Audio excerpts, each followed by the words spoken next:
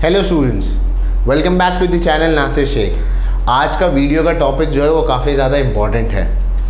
आज के वीडियो का topic class 10 Maharashtra board students के लिए है। अभी नवंबर चालू ही होने वाला है, तो नवंबर, दिसंबर, जैन, फेब अराउंड हमारे पास 4 मंथ है।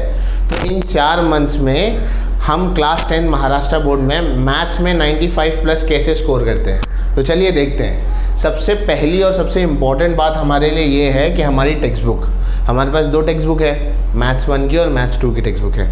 एटलीस्ट बेयर मिनिमम दोनों टेक्स्ट बुक को 4-4 बार ख़त्म करना है। अगर आप एक महीने में भी एक बार एक टेक्स्ट बुक को ख़त्म करते हैं तो आपको 4 महीने में 4 बार उसको ख़त्म करना पड़ेगा। बेयर मिनिमम टेक्स्ट बुक को पूरी सॉल्व करके 4 महीने में ख़त्म कीजिए। ऐसा क्यों कि टेक्स्ट बुक को क्यों सॉल्व करना है? देखो, मेजॉरिटी हमारे क्वेश्चन या मैक्सिमम ऑलमोस्ट पूरे क्वेश्चन टेक्स्ट बुक से आते हैं, नंबर्स भी चेंज नहीं होते, तो टेक्स्ट बुक को हम इग्नोर कैसे कर सकते हैं? तो टेक्स्ट बुक को पूरी की पूरी सॉल्व करो अगर 95 प्लस मार्क्स जाने हैं। दूसरी चीज़, टेक्स्ट बुक के अंदर एक्सरसाइज के बाद प्रॉब्लम सेट होता है।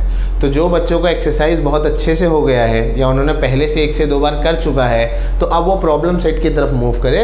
प्रॉब्लम सेट को इग्नोर नहीं करना है। क्या प्रॉब्लम सेट में से सम आते हैं? हाँ, प्रॉब्लम सेट में से सम आते हैं। कितने आते होंगे? तो सपोज़ करो 80-20 या 85-15 का रेशियो है। मतलब अगर 100% हम मैथ्स लें तो 100% में से 85% जो है टेक्स्ट बुक से पेपर आएगा और 15% जो होगा प्रॉब्लम सेट से होगा या उससे रिलेटेड कोई चैलेंजिंग क्वेश्चन आएगा उससे।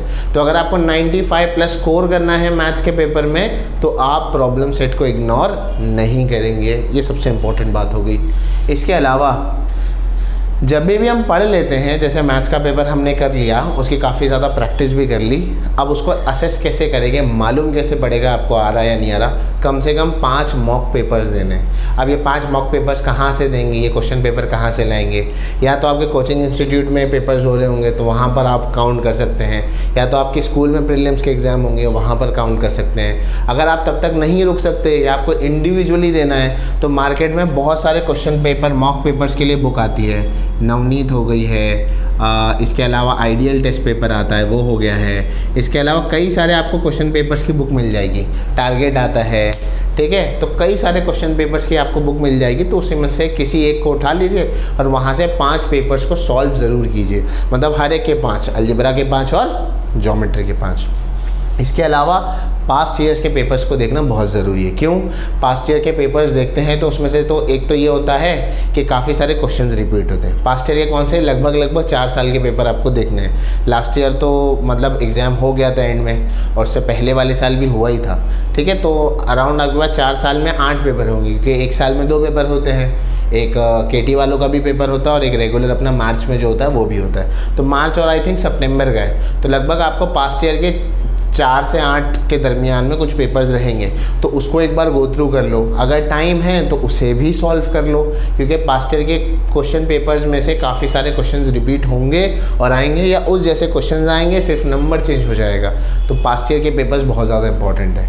And last but not the least, toppers की आंसर शीट देखो। टॉपर्स की आंसर शीट देखने का मतलब क्या है?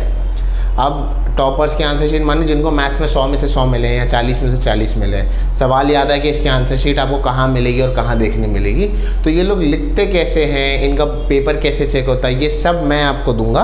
मैं वीडियो के लास्ट में एक PDF अटैच कर दूंगा गूगल ड्राइव पर, या मैं एक अलग से वीडियो बना दूंगा जिसमें ये बताऊँगा कि टॉपर्स जो है लिखते कैसे हैं या उनकी आंसर शीट्स दिखती कैसी हैं और किस तरह से वो अटेम्प्ट करते हैं। तो टॉपर्स की आंसर शीट देखने से ये फ़ायदा होगा आपको कि आपको मालूम पड़ेगा कि बोर्ड एग्ज़ाम में गलती कहाँ पर करनी नहीं है, आपको आंसर लास्ट में कैसे लिखने हैं, स्टेप्स कौन से फॉलो करने हैं, कंस्ट्रक्शन में कैसे अटेम्प्ट करना है, चैलेंजिंग क्वेश्चन कैसे करना है, उसने कैसे किया था, क्या गलतियाँ आपको अवॉइड करनी है, तो वो टॉपर्स की आंसर शीट से आपको मालूम पड़ेगी। और मान कर चलो मेरी ये बात कि 4 महीना मोर देन सफिशिएंट है 95 प्लस स्कोर करने के लिए बोर्ड एग्ज़ाम में। मेरे कई सारे बच्चे ऑलरेडी इसको स्कोर अचीव कर चुके हैं, काफ़ी सारे हैं तो जो ऑलरेडी इस स्कोर पर जा चुके हैं। तो ये जो सारी की सारी चीज़ें मैंने आपको बताई है, ये मेरे पास्ट एक्सपीरियंस है। होप सो आपको सारी टिप्स समझ में आई होगी। अगर कोई डाउट है तो कमेंट सेक्शन में ज़रूर मेंशन करें। Till then keep studying, all the best.